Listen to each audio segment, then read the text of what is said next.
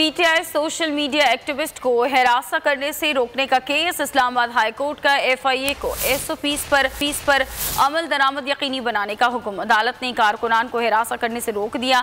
Chief justice ने remarks दिए कि एफआईए अपने डिपार्टमेंट को ऐसे रिफॉर्म करे कि आज़ादी इजहार राय मुतासर ना हो सके।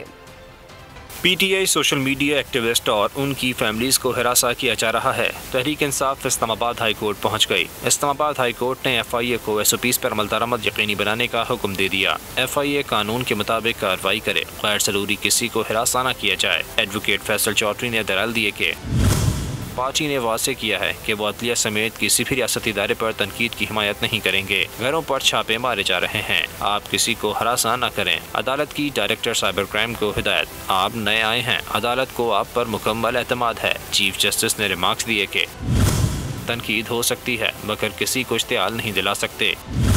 एफआईए अपने डिपार्टमेंट में ऐसे रिफॉर्म करे कि आज़ादी इज़हार राय मुतासर न हो। इस्लामाबाद हाई कोर्ट के चीफ जस्टिस अतर मिनुल्लाह ने पीटीआई की दरख्वास्त निपटा दी। सब्सक्राइब करें और बेल दबाएं ताकि कोई खबर रह न जाए।